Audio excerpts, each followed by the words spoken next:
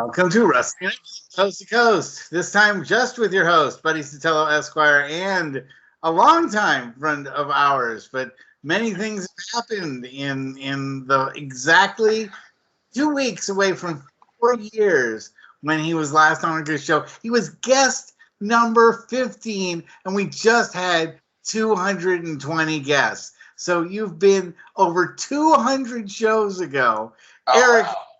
Thank you so much. And representing Deep South Wrestling, which is, I think, something Deep South Wrestling. that is very nice. I love the shirt and I love the logo. Yeah. Talk all about that, but I don't think you were involved in that at all when I talked to you 4 years ago. 4 years ago when we were talking, I was helping out at Robert Gibson's wrestling school. I was still very much an active wrestler. I think the pandemic may have just started at that time. And it sure did. That's how the show got. This was why I created it with Evan, because we just needed something to do rather than go insane. I was locked down with my kids and my wife, and it was resembling something like The Shining. And Evan was locked in, a one-room apartment, with his, where everybody was coming down with the plague, all around him in New York in that early part of COVID. So. Remember how many people got sick in New York and died, and I lost friends during that time too. I had a few friends who they lost parents and stuff to COVID, and I had a few close calls here with I'm a caretaker for my mother. We had a close call here too that got pretty rough, but thankfully we can honestly say we're at a point where hopefully now things are starting to. Where we're okay. We can manage it. It's not ever going to go away. It's always going to be there. But we're not inundated with hospitals filled with people that have to decide to pull the plug on people and let them die. But what we did lose? We did lose one thing that I used to love: 24-hour supermarkets. Okay. See, I'm one of those people. I like to go grocery shopping at 3-4 o'clock in the morning. When the stores are empty, we lost that. There's a value to that. But the only problem is, the sad part is that then you get in line and there's like 8,000 people have thought the same thing, and suddenly there's only one checker, and it's like everyone's doing all their shopping for like the month, at the time. I don't know. The 3-4 o'clock in the morning shopping was always the best because it was always empty, so I could just do what I got to do and get in and get out. And we don't have that no more, and a few things that I miss, but thankfully, you just have it delivered now 24 hours a day. They have stuff delivered 24 hours. Yeah, I'm not spending all that extra money. I'm still pretty cheap. I got a wrestling show to run. But so pandemic happens. When things started to get a little bit better here in Georgia, Robert Gibson unfortunately had to close his wrestling school, but for really good reasons. He was enjoying his time becoming a grandfather. He's now grandfather of 5 wonderful grandchildren, and he's really enjoying his time doing that. And of course, the Rock and Roll Express farewell tours with him and Ricky, because Ricky's now teaming with his son Kerry more. By the way, condolences go out to Ricky Morton over the passing of his son. I heard about that earlier today. I really feel bad. I didn't hear that at all. Yeah, one of his sons, who's a musician out in Nashville, unfortunately, he passed away pretty young, and my heart goes out to the Morton family, to Carrie and Ricky and all them. I've known them for many years. That's terrible news. That's terrible news. So I needed somewhere to go to wrestle, and Nick Patrick had a metal building set up, and him and Jody Hamilton were doing wrestling training under the Deep South banner. But they weren't charging people for it. They were just letting the boys come down and work out for free. Just give them a ring to work out with and stuff. And I had met Jody years earlier, and by that point, Jody was very sick. Unfortunately, 2 weeks after I started there, Jody passed away. And when Jody passed away, it left a hole. And, we would still go down there and train, and we'd still have fun, but I felt like someone like Jody Hamilton never really got his due in this business for everything he did. I mean, this is a guy who wrestled in New York. He's a guy who wrestled in the South and Florida and the Carolinas. Can I tell you this? Yes. I loved The Assassin. Yeah. I absolutely loved Jody's work in the ring. Yeah. He was fantastic, you know. Well, yeah. I feel as if it wasn't for The Assassin in Florida getting Dusty Rhodes over, Dusty would have never been seen for as the legitimately tough athlete he was at that time because of how flamboyant the character was. And that work with The Assassin really showed everyone that Dusty was really a tough customer too. Oh yeah, oh absolutely. And just for me, I've always loved the non-lucha masked wrestler that's just a mean, tough guy that just gets in the ring like the Masked Superstar, like the Spoilers, one of my favorites. John Dardine, and of course Jody, was one of those guys that just, or the Medics, if you want to go back that far, or the Super Medics, baby, Johnny Rods you're talking about. Yes, thank you, teacher. Exactly. And I know your connection with Johnny Rods. In fact, that's something you should definitely do is because it's been 4 years, I do expect every fan that's ever listened to my show to listen to all 220 shows. But I think maybe that they might have missed a few. They might have missed yours. So why don't you give a little bit of your resume first out to our listeners? Okay, well, who you are exactly. Sure. Well, my ring name is Eric Adamz. When I was 14 years old, I lied to Johnny Rods and told him I was 16. I started training at Gleason's Gym in Brooklyn, New York. While going to school, I was also shining shoes and delivering pizzas on Wall Street because how the New York City school system is set up. When you're in high school, you can either go in at 6:15, 7:45, 8:15, 9:35, 10:15, or 11:52. So I would do the 11:52 to 4:15 schedule of high school, and I would save up my money, and with the help of my mom and my aunt, I paid to go to wrestling school there. I then traveled. I moved to Knoxville, Tennessee, where every Thursday night you could see me at the Green Acres Flea Market with the likes of Dr. Tom Pritchard, Tracy Smothers, Ricky Morton, Bobby Eaton. These were guys who would show up every week. I'm not saying like once in a blue moon. That was their Thursday night stop before they went on the road for the weekend. And that's how I got to do a lot of amazing things, was working with those guys and learning from, just these Jedis of the wrestling business. And I got to wrestle in Memphis a little bit. I got to go over to Puerto Rico, Japan, Canada.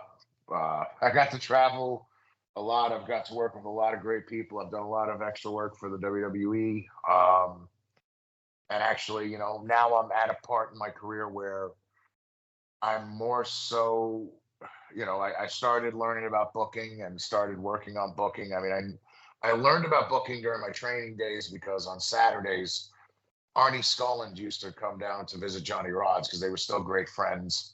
And I'd listen to Arnie and Johnny, talk about the business. And that was the only time where I knew to shut my mouth because I was listening as church was going on.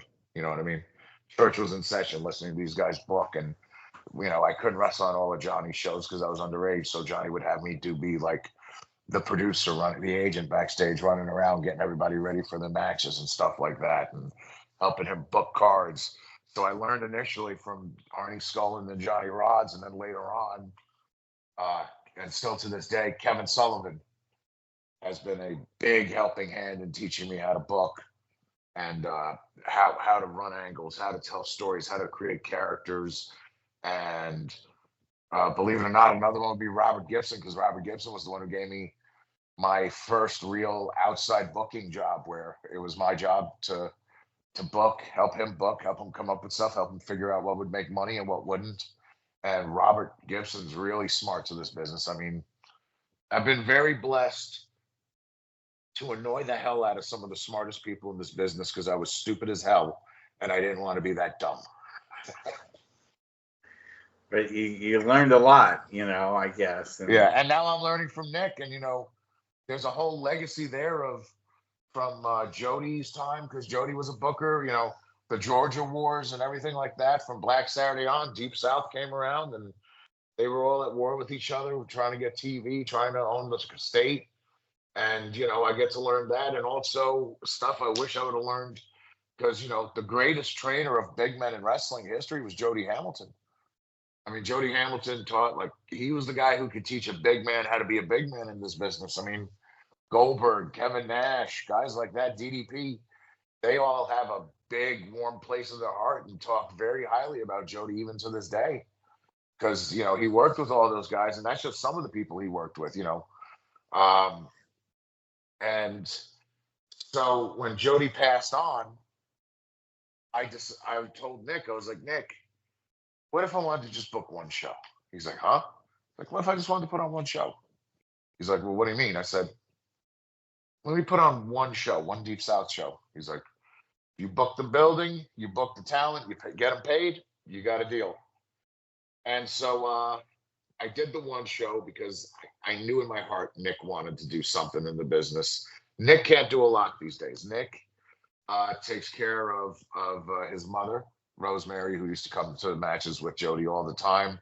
And he also takes care of his son, Big Nick, 38 years old, which he still looks like he's like in his late 20s, which goes to show you what clean living will do, but is autistic.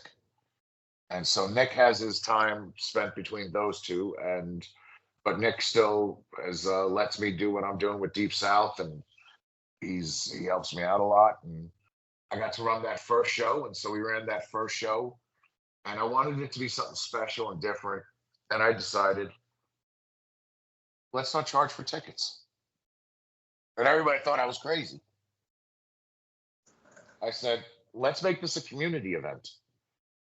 And we did the first one for free, and it went great. And I got the sponsors lined up, and we did a free show, and we had almost 210 people in this building for our first show back.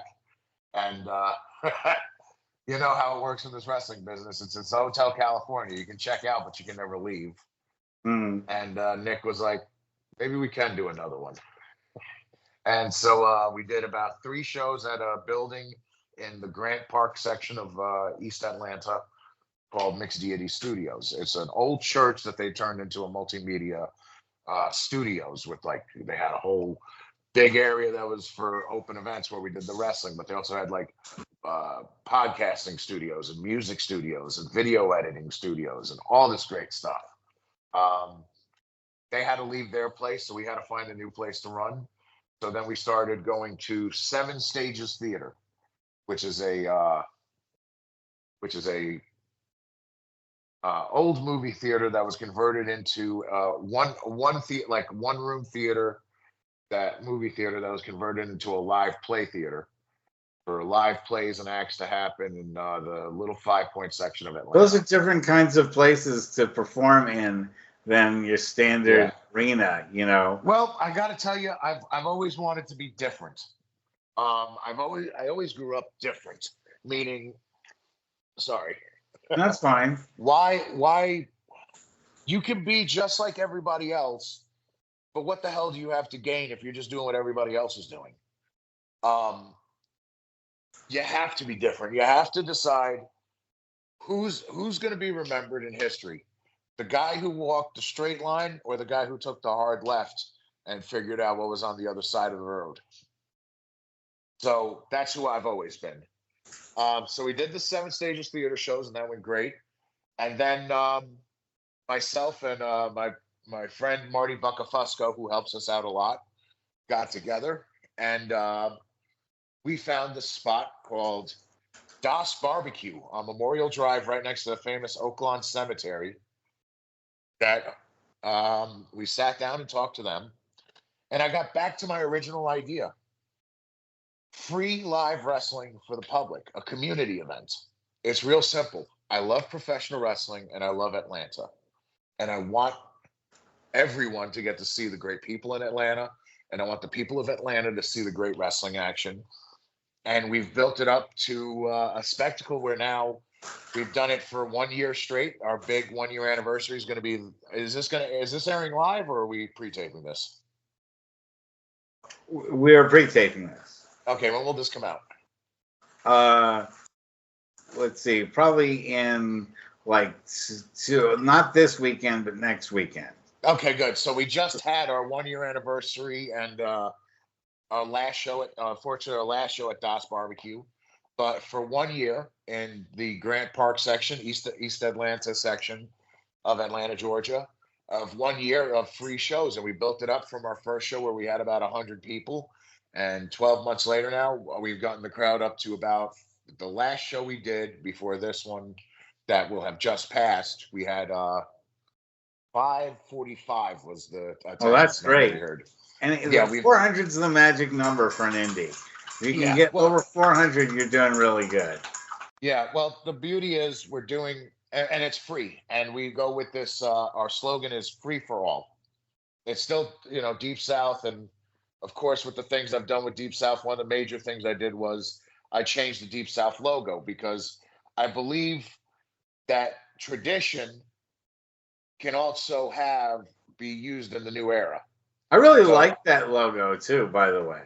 Yeah, I wanted to make sure Jody was included in all this because none of this could be possible without Jody Hamilton. I think it's great. Very important to me. Actually, I got something really cool to show you. Okay. That we're working on that nobody's seen. Well, then this is so the other day. That's everything coast to coast. Yeah. So the other day, they were cleaning up Jody's office, and in Jody's office, there's a bunch of things. And when they were cleaning it up, there was this old cover, and it was getting moldy and stuff like that. And they pick it up to throw it away, and under it they found 3 bags, and in those bags included was the original 2007. Oh no! Are you kidding me? Are you kidding me? Dave Milliken title. Are you kidding me? No, you can see this is the original. Oh my gosh! And the oh my part god! About this, if I can find it for you right now, complete with the Dave Milliken signature on it. Oh my gosh! And I mean the leather work on this. It looks beautiful. Work. Yeah, we got to clean up the plates a little bit. But oh my gosh, Mr. Milliken. Oh no, that is. I'm a big fan of belts. So yeah.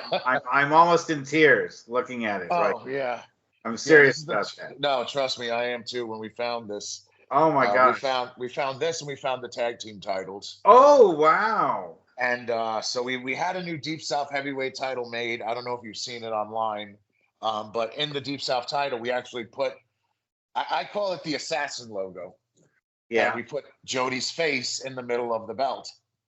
I love that you're paying him so much respect. I think that's such a cool deal. I really think that's something that really does set you apart from other wrestling federations. I think that's great. I mean, and that's the funny part about it is that I didn't know you were associated with Deep South. Yeah. Wrestling. When I found out about Deep South and started watching the videos for it and started picking up on I was like, hey, this is a pretty cool fed, and then I find out you're involved in it. I'm like, wait a minute, Eric,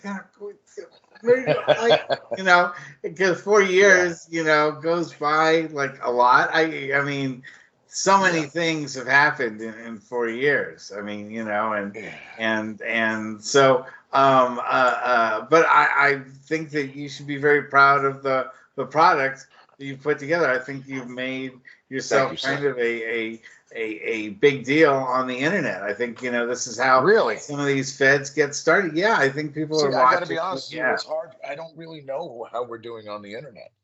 I don't know, because I'm so... And that's something I got to fix, and we're starting to fix now. We're working on. We actually got helping us now a woman by the name of Christine Johnson. Now, if Christine Johnson's name sounds familiar, she was a producer for the World Wrestling Federation from 1988 to 1990. She was the only female producer at that time, working in the truck. And then after that, from 1990 till they closed their doors, she did the same thing for WCW. Wow.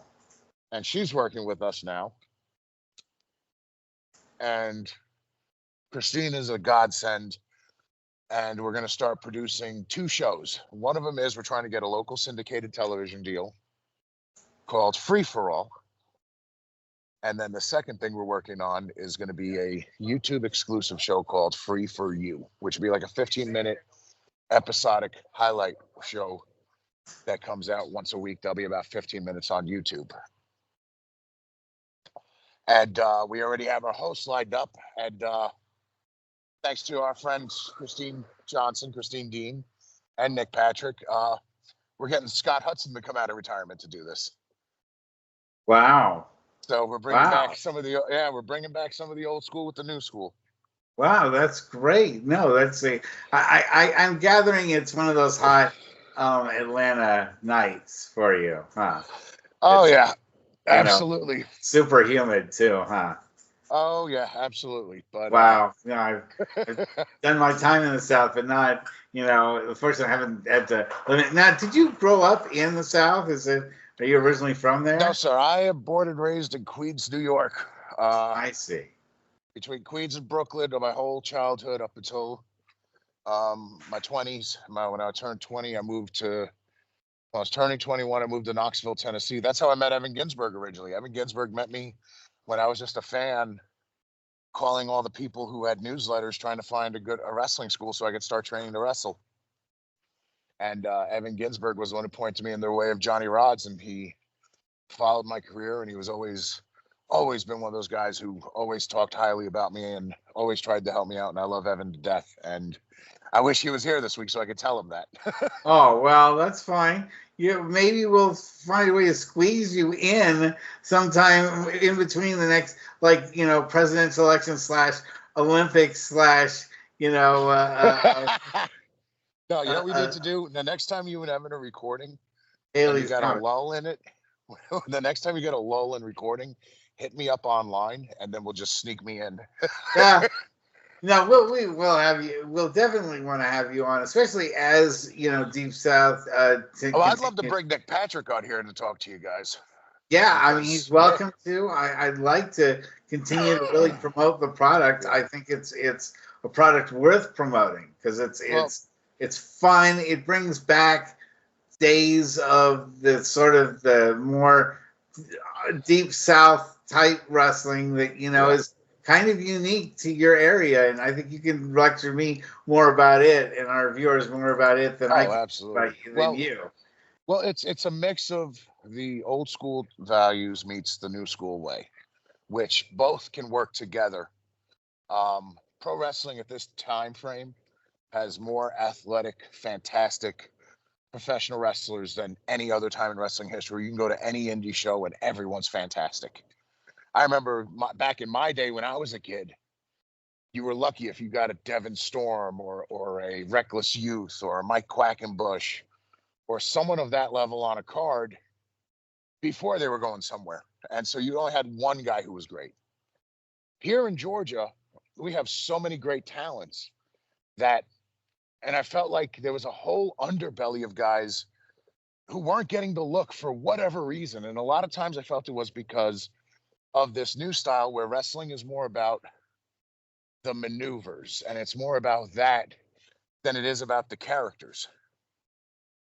And so I got to really focus on the characters and the storylines I like to give.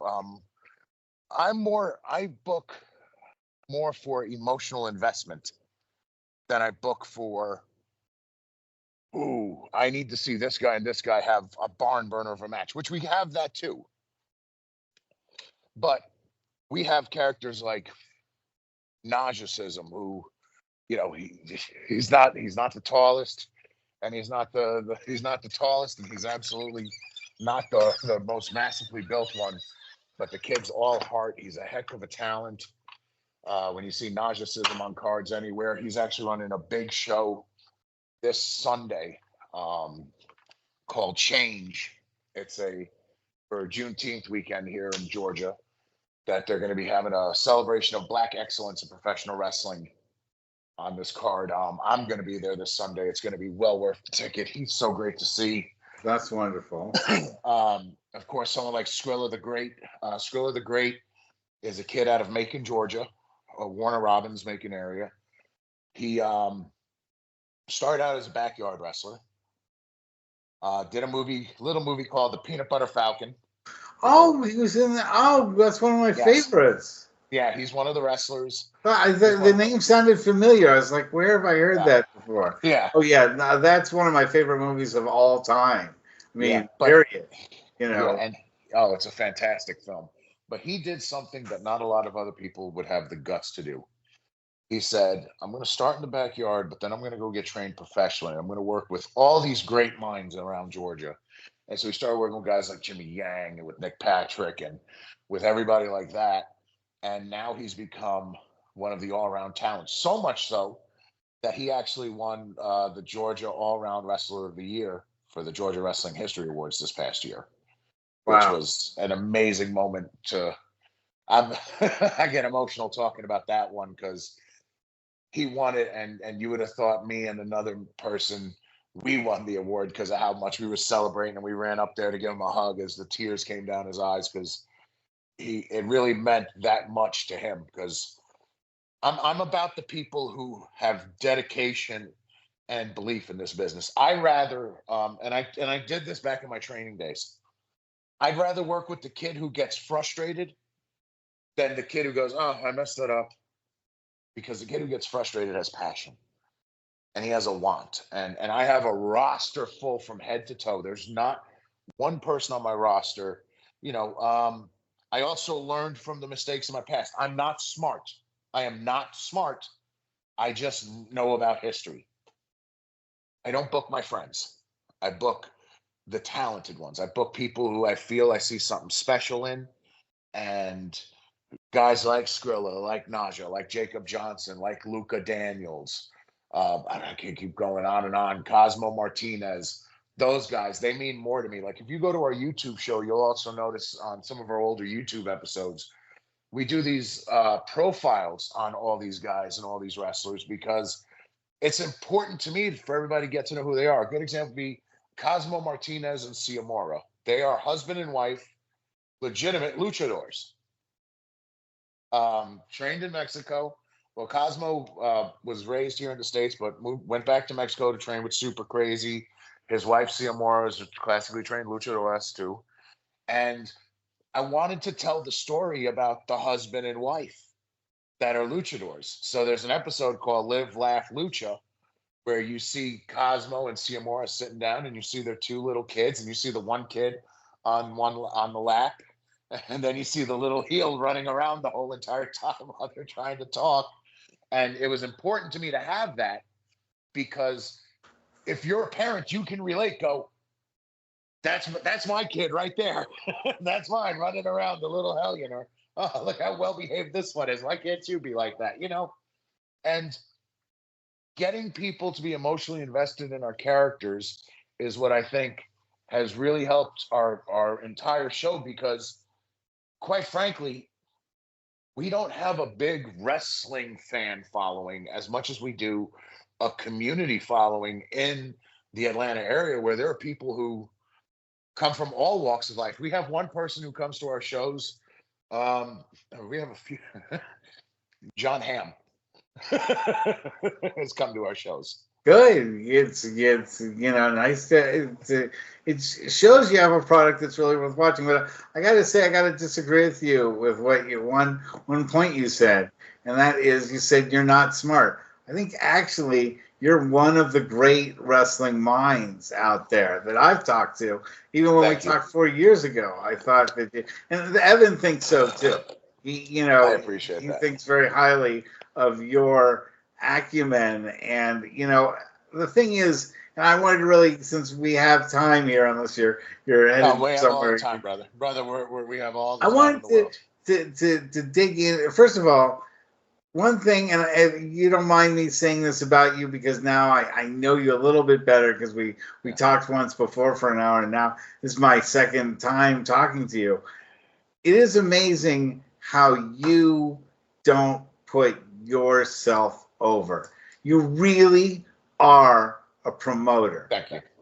No, I'm not saying that to just blow smoke up your butt or whatever. I'm saying I know after doing 200 episodes plus of what someone is like when they're trying to push themselves over pushing something bigger than themselves. Yes. And that's who you are. And that's what will get over Deep South. That sort of thing. I learned a long time ago I could be a wrestler or I could be a booker who puts together. I hate even saying I'm a booker and out loud. I know it's a dirty word. We'll get into that. No. Let's get into that in a sec. But I'll be honest. Follow on this thought. But on this thought, I learned a while ago I could either keep myself on the shows wrestling, and then it was a not to my standard product, or I could take myself completely out the ring and just focus on getting these shows as great as I can and putting people where I want it. And I'll be honest with you, the biggest rewards the biggest accolade I've gotten to date, I mean, besides Nick Patrick, who he always tells me how much he loves me for all the hard work I'm putting in and everything. Eric Bischoff was at our Parade of Champions show where we crowned the first champion. And we did a whole thing where I didn't tell Nick or anybody else that we were going to do this. I got a local pyrotechnic guy to come in, and we had actual fun because it's an outdoor venue, Das Barbecue. Yeah. And we had fireworks going off in the background as the champion was crowned with the belt and everything. Nice. And Eric Bischoff, who's seen everything. Okay, Eric Bischoff booked the Tiger to walk out to the ring with Scott Steiner. He booked RoboCop. Okay, he's booked everything and seen everything. He even went, "Holy shit!" And then afterwards, he actually pulled me aside with Nick and he said, "Listen, the wrestling is, but for me, nothing's going to be better than Chris Benoit versus Bret Hart." That's what he said. He's talking about the wrestling end. Like, nothing will be better than that era, that wrestling era. He said, but what we have that nobody else he's seen has is we have an emotional connection to this audience. And he said, that's what puts us apart from everybody else. And to get that kind of compliment from Mr. Bischoff was really solidified for me. I'm doing the right thing, staying out the ring. If I do something in the ring, most of the time it's just me coming out, talking to the people, off camera, talking to them, having a little chit chat. Or if I do any, and if I do get involved, like what I did with Skrilla on the last show, it was that was my first time in the ring in a year.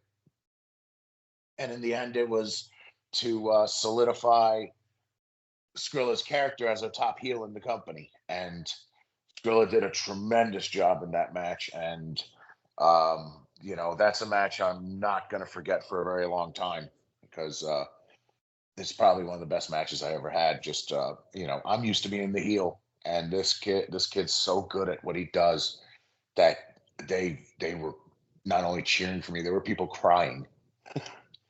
There were tears coming down people's eyes. That's great. If you can get people to feel that way about what you do in the ring, that's the payoff that you're looking for as a performer, And well, just for the shows in general, and there's a great line from a movie that Andy Garcia says: "It's not about the blood you spill that gets you what you want. It's the blood you share. Your family, your friendships, your community. This is the most valuable things a man can have." And I feel like that's what wrestling is. That's what it's about. It's about the blood you share. It's about what can you do for your community. Yeah, great. We can make money. Absolutely. Anybody can make money. But is money really what wrestling has always been about? I don't fucking think so. Well, it depends on who you're talking to.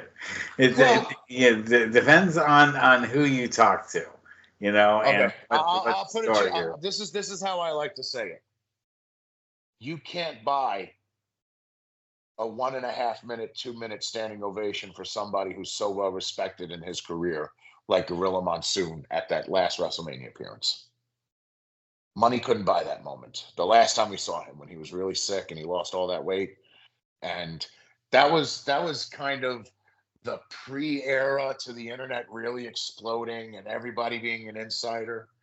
But when everybody saw Gorilla Monsoon at ringside, and it was for a boxing match, he was just a special guest judge. But the minute they all saw him in that Boston, it was Boston, Chicago, well, right outside of Chicago, in Indianapolis, I mean, in Illinois, right outside of Chicago in Illinois, I forgot, Rosemont Horizon. When they all saw Gorilla Monsoon and that minute and a half to 2 minutes, I'm getting fucking goosebumps talking about that moment. um, you can't buy those moments. You can't buy the real moments in this business. There have been real, that the problem that I see with wrestling today is everybody forgot one important fucking thing. I'm getting emotional talking about this. I don't even know why, but it's fucking real. It's real. And well, no, this really touches me because I mean, I don't know if you knew Tony Jones at all. Yeah, Tony, I'm so sorry to hear about the passing of him, man. Tony Jones, I mean, besides, beyond the mat, he came off so good in that. And then you see him and Mike Morgan, and everybody was like, man, I hope he does great. And then I got to see him do some stuff in Battle Arts. And, you know, Tony Jones was he was a good professional wrestler, but even better of a storyteller with his body in the ring. And I feel like he never got that fair shake that he deserved. I mean, I know at the time, didn't he always have a pretty good paying job with Visa? No, he worked as a tech. He worked in some law offices.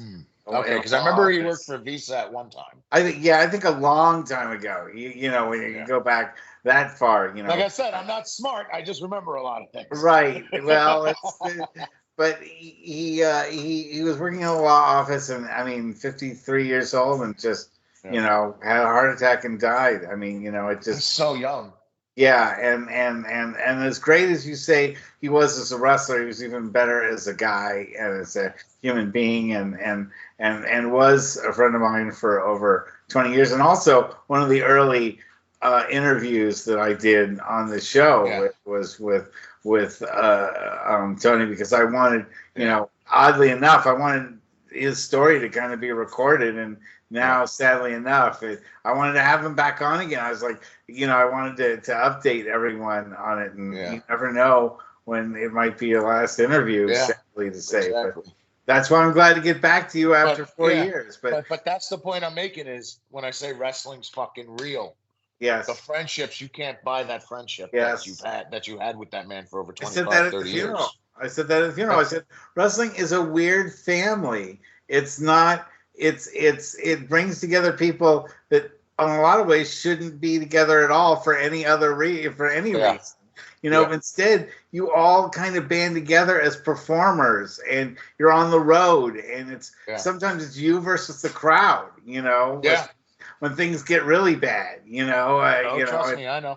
We've all had that happen to us, or where the number of wrestlers outnumber the crowd itself.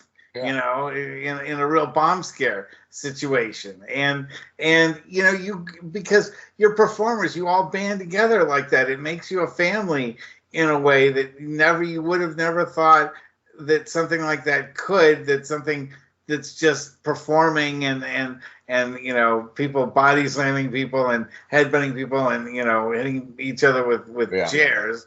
You know, you never think that would actually bond people together in such a family way, but it does. And so I when you mention that, I just have to bring up Tony Jones, because he's still very much in my heart and in the thoughts and mind of the show itself. So, but anyway, I was going to get to this more essential question, which is why is booking so bad right now? Because you know it is. Well, I got to be honest with you. There's some booking I really do like out there right now. You just got to know where to look and what to look for. I'm talking mostly AEW and WWE. I'm talking those the big two. Okay, so AEW is in a situation where it's a no-win situation booking wise, and that's not a shot against Tony Khan, and that's not a shot against that company whatsoever. It's a no-win situation. I'll tell you why. Before you knew how to do 1 hour of television as a booker, you you had no idea how to book even 30 minutes of television. You were given a show where you booked 2 hours of TV. So, and now on top of that, not only do you have those 2 hours of TV on a Wednesday night, or is it Tuesday night? Is it Tuesday or Wednesday night? I think it's Tuesday. Yeah. On Friday night, you have to book another hour of television. And then after you're done doing that, you have to book another hour of 1 or 2 hours on Saturday night. And then there might be a pay-per-view coming up. There might be there might be a pay-per-view. And so now this man's responsible. If it's, let's say it's a week without a pay-per-view, he's already responsible for 5 hours of television every week for professional wrestling. And then if he has a pay-per-view, that man is responsible for 10 hours of wrestling content in a week. That's an unwinnable fight if you don't have the right people in your corner who can help you with that. I'm lucky enough that I got one of the guys in this corner who actually knows how to book wrestling in my corner. There are very few that are still alive that know how to book professional wrestling on a week-to-week basis. Shit, I hate to say this because it was before the pandemic, but before the pandemic, you had Jerry Jarrett, you had Terry Funk, you had Jerry Lawler, you had Kevin Sullivan. Now you have Kevin Sullivan. Thankfully, he's still alive. I was just about to say. And the King, but the King's taking care of his health right now. But you have, in order to understand how to book episodic weekly television, you have to have booked weekly wrestling. I was lucky enough where I was in a position at times where I booked weekly wrestling shows, where I was booking every Thursday night. So I learned how to book live hour-and-a-half wrestling shows every Thursday night. I learned how to do that. Would I be ready to take over the book for 5 hours of television every week with the roster like AEW has, where you got to remember it's also a roster where I mean, look how many guys are not being used on television that I would want to use on TV, and then some that are on TV that I wouldn't want to get rid of. He's put so many guys on his roster where it's hard for me to decide who I want to keep and who I don't. And then also I feel as if, and then, oh, I'm sorry, I totally forgot to mention it. Ring of Honor. So the man's responsible really for 6 hours of television each week. And altogether that comes out to 11 hours of television. And like I said, don't forget if they just want to do a Ring of Honor pay-per-view, not that they, but it can happen. Yeah. So there's that. Even pile more on. And I just think, it's that. It's also, I don't feel as if they're bringing any originality to their ideas. I feel as if at times, like I said, a guy who's never booked wrestling in his life is responsible for 6 hours of wrestling content a week, and that's on the low scale at 6 hours, meaning there's no pay-per-view. That could wear any person out. I think that's the problem there. As far as WWE goes, I've been into the booking for a little while now. I loved the entire Bloodline storyline. I think it really helped Sami Zayn come to his own, and I'll be honest with you, I could see a year from now, Sami Zayn being the WWE champion in what's been a good 3-year slow build. If they do things right with how Sami's been, and they have been with how Sami's going, I don't see why Sami couldn't win the Royal Rumble this year and be that underdog Rocky story guy who goes on to win the World Heavyweight title.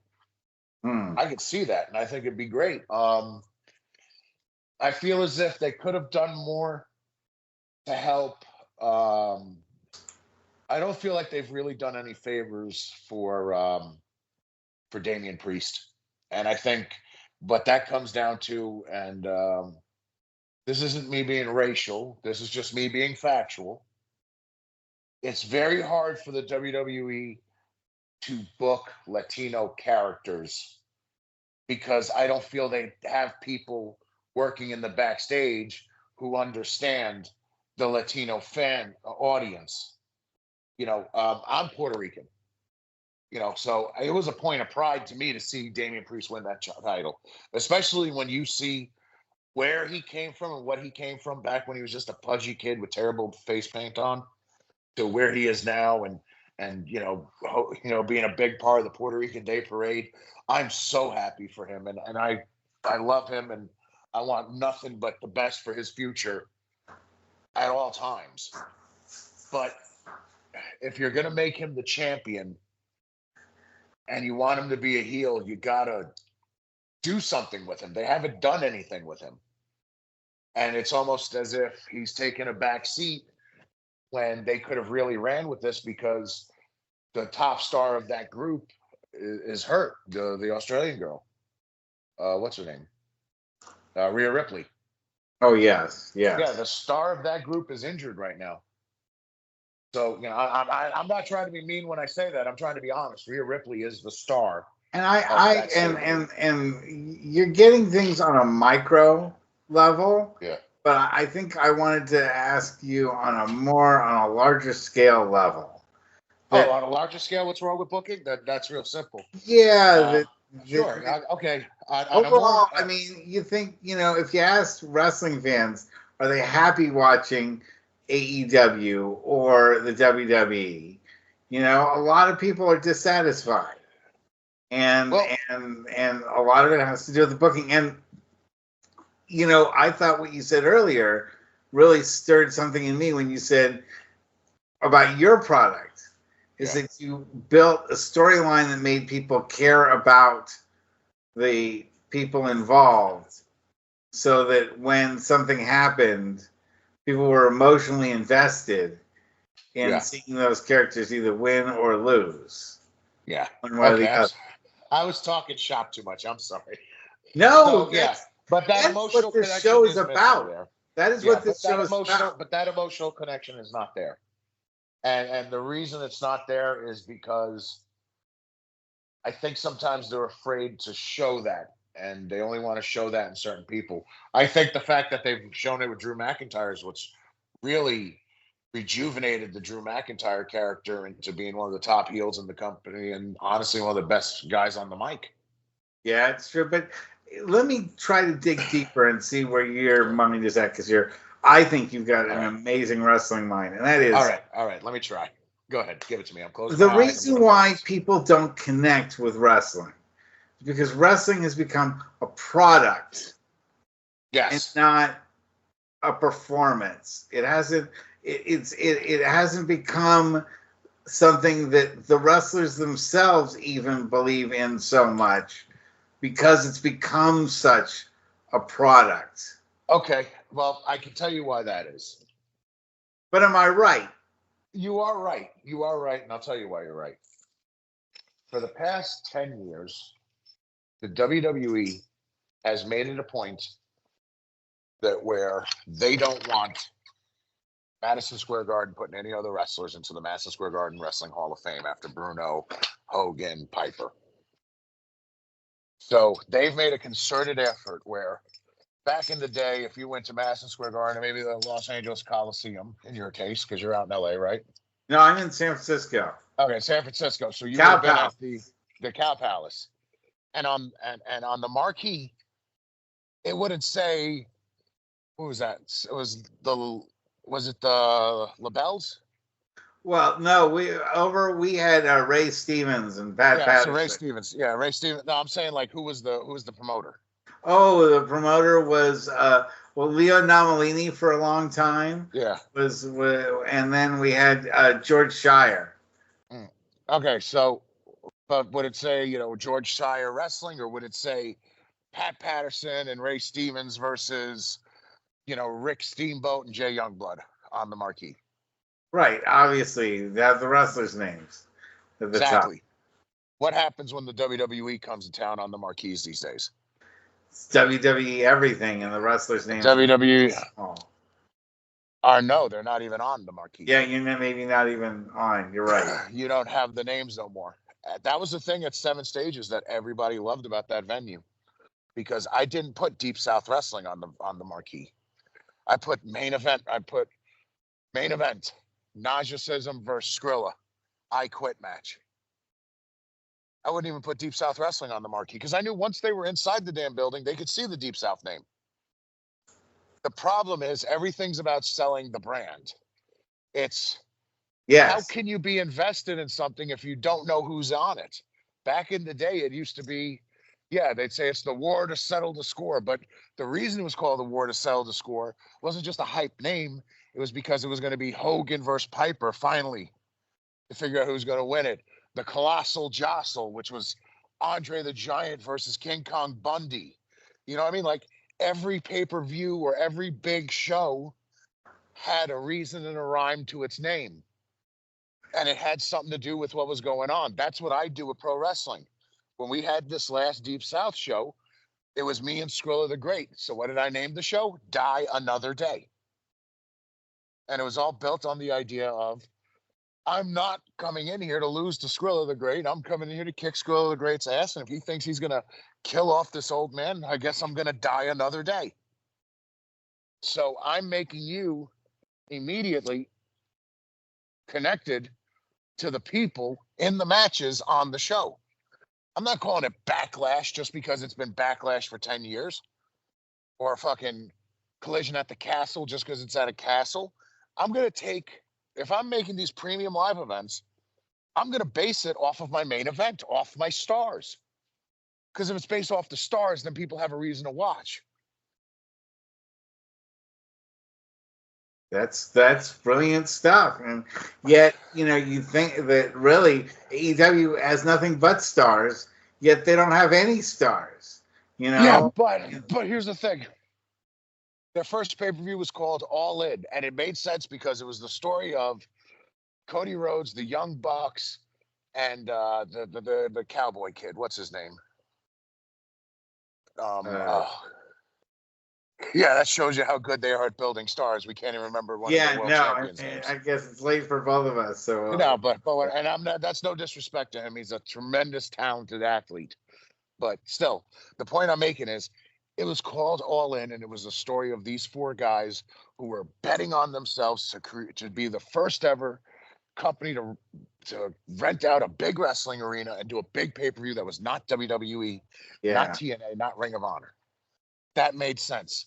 Then All In. It's the first pay-per-view of this company that's starting, and they're going all in. Not only are we going to have this pay-per-view night, we're starting TV in a few weeks.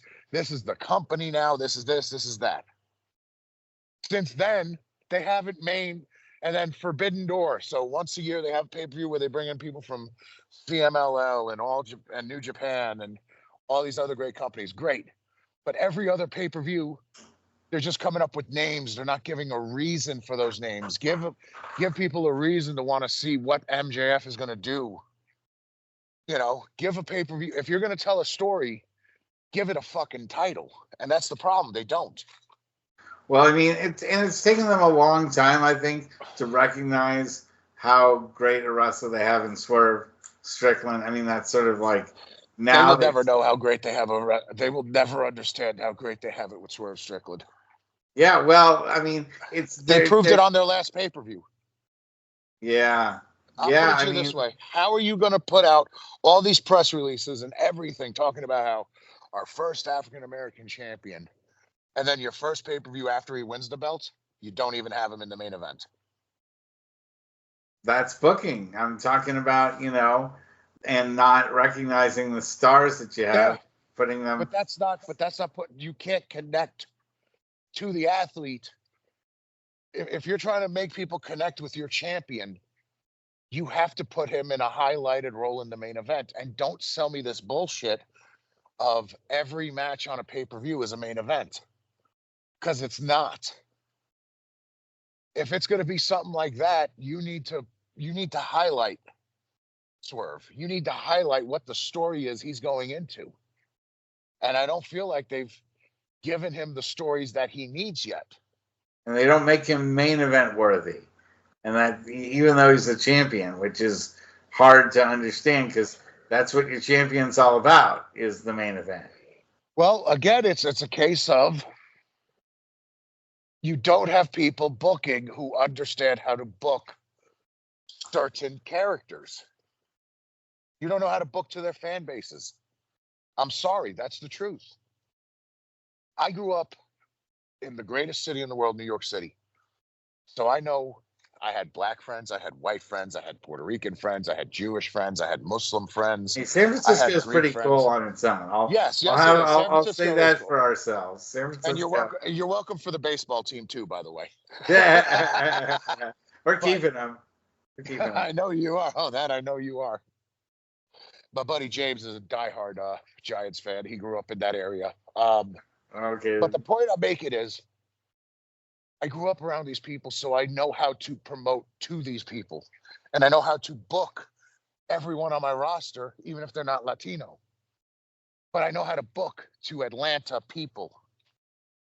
If you're a wrestling fan, book to the wrestling fan. They don't book to the wrestling fan. And on the WWE side of the coin, they don't know how to book to anyone at this moment, really, I feel.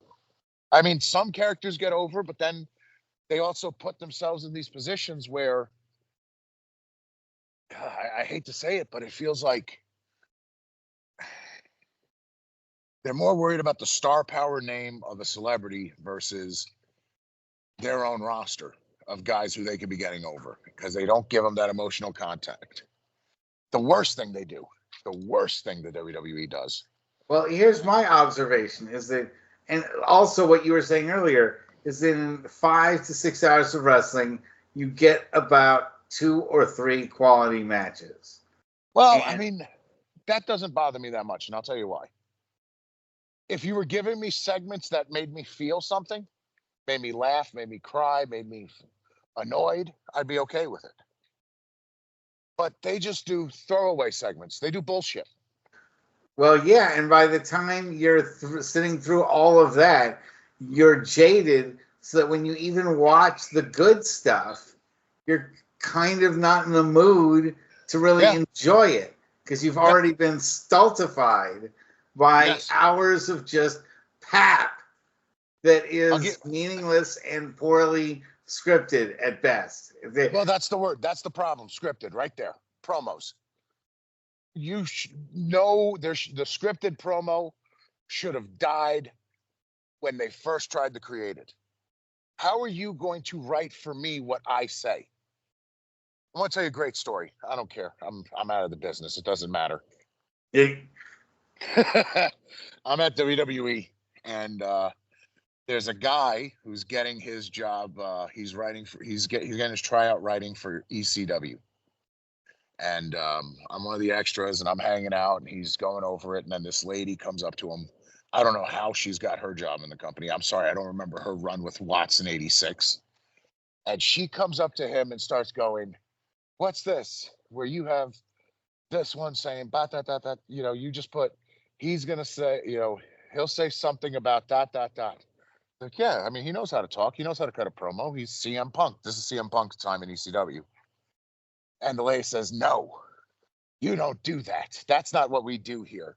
She then goes, "Batista was with us here in ECW 2 weeks ago, and I wrote Batista's promo." And it's like, you're a 40-something-year-old white woman who's never been in a fight in your life. How do you know the words to write for someone like Dave Batista, who grew up a Greek Filipino man in Washington, D.C. on the fucking streets? You can't do that. You got to stop with all that. I understand that the bullshit of creating names for people that already have name well, and it's value. corporate culture. It's Yeah, that it's the belief that somebody with a degree is going to automatically be the right person for a situation like that, even though you take one look at them, like you or me, who've been in the business, and go, "This is someone that knows nothing about the business." You know, well, think about this. Let's look at what wrestling really is. The wrestling business, the term was always protect the business. Why was it protect the business? It wasn't go, "Oh no, don't let everybody know this guy's a pansy or this or that." It meant protect the people in the business. The wrestling business, when it was drawing 12,000, 13,000, 14,000 people a week in the Omni was ran by a very eclectic gentleman named Ole Anderson as the booker. Another guy we Now, lost. I'm not, now, no disrespect to Ole Anderson, but Ole Anderson was very smart, but he was also a very grumpy, cantankerous man. Yeah, definitely. That's what a lot of Who people said. could never who could never, ever survive in a corporate environment.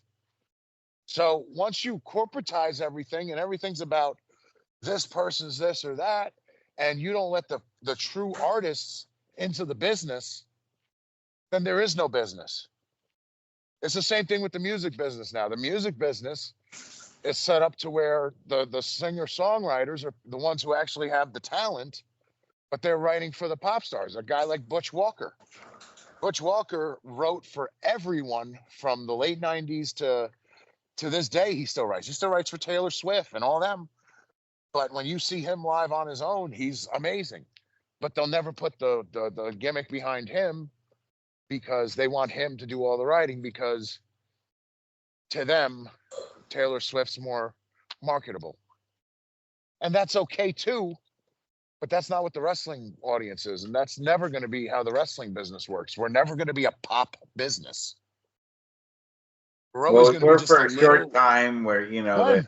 the 80s, that. No, we were not a pop business back then, because back then you had Dusty Rhodes and you had Dusty Rhodes and Ole Anderson and Pat Patterson and Vince McMahon booking this business.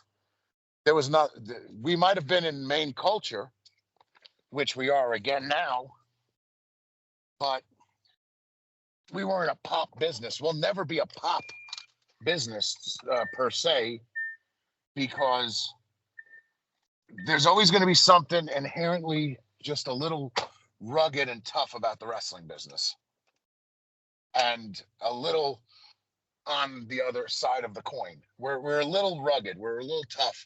We're in a world full of Seinfelds. We're Rescue Me. Mm. Yeah. Okay. Yeah. Or like the Evan Ginsberg movie, The Wrestler. And Rourke. Exactly. Yeah, because everything. Look at every wrestling movie that's come out that's been a hit. Look at the one that just came out, The Iron Claw. Yes. I can't finish that movie. I can't. I watched it, and then the one scene towards the end where Jeremy Allen White's on the boat and going across the water. Yes. It kills me every time I see that scene. It kills me. That is But not that's pleasant. and the sad thing is, now think about this.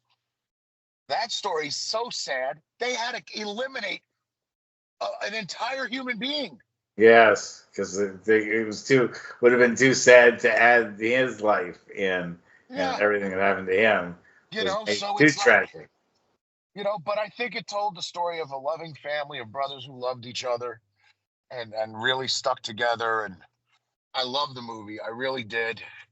But The Wrestler, Iron Claw, the two main things, which circles back to my original point that I was saying, is they tell the story that everybody doesn't understand about wrestling, which is that it's fucking real. And that's the problem with booking today in professional wrestling, is everybody forgets it's fucking real. And the minute you treat it like you treat this business what it is, and that it's real, and that everything that happens in there is real, you have a product that you can show anybody. I'm telling you right now, where we do the shows at Das Barbecue, the rent for a one-bedroom apartment in that area is $2,700. Yeah. Yes. Yes. I understand maybe in San Francisco, that's like, oh, that's nothing. But in the South, $2,700 a month rent for a studio apartment, that's pretty rough.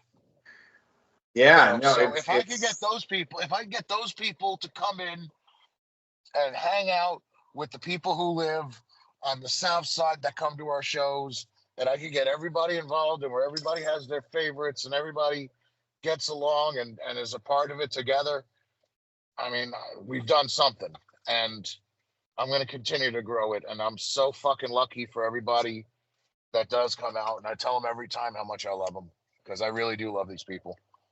They've done so much for me, and they're helping me keep a dream alive. And I don't know what I'd do without them, honestly. Wow. Well, that's a great note to end it on. I mean, that's like, Absolutely. I really would love to have you on more than once every 4 years. Brother, we'll figure. Well, I'm telling you, you just got to hit me up. Whenever you want to hit me up, I'll come on. And yeah, we'd like to get the other guy in. I'll talk to the big boss, Nick Patrick, and I'll talk. Yeah, to him. Nick, and see if he's willing to come on. We'd love to really be able to promote what Deep South is doing, and if there's any way we can help you promote any big shows, you can put it on our website and everything. Tell the fans how they can find out more about Deep South Wrestling. Well, please come check us out at wearedeepsouth.com. That's wearedeepsouth.com is our main website. Is that A-R-E or the letter R? A-R-E. Yeah, WeareDeepsouth. How dare you make me spell? I'm dyslexic, man. But you can find us at wearedeepsouth.com, or you can check us out on Facebook, Instagram, and on YouTube. We got a bunch of shows coming up. Actually tomorrow morning when we film this, we'll be doing our final show at Das Barbecue. Then after that, we move to our new home at New Realm Brewing in Atlanta. They have locations, 4 different locations throughout the Southeast. Hopefully we'll be going into all those different markets too. We're going to be part of a big metal concert going on with Hate City that they do in South Atlanta on July 13th. Man, you're a busy guy. Yeah. Well, we just did something with the Gwinnett Stripers, which is the Atlanta Braves AAA baseball team. We just wrestled for them. Yeah. That is great. Yeah, we got another thing coming up in August where we'll be with Little Cottage Brewery doing a show over there. New Realm Brewing Company doing a show there. We got a couple more contracts up in the air, but if you go to wearedeepsouth.com, you can see the entire schedule of everything coming up. And thank you for the support, man. I really appreciate you having me on this week, man. And anybody who watches this that's been to a Deep South show, watches Deep South, or in any way, shape, or form tries to help promote Deep South, I love you. I love you. Thank you so much for everything you do to try and help keep my dreams going. Thank you for helping me keep Jody's name alive. Thank you for helping me keep the Hamilton family name alive in the world of professional wrestling. Absolutely. And, I will offline, I want to find out how I can get a shirt. Anyway, thanks so much. And, we'll see everyone next week. Good night, everyone.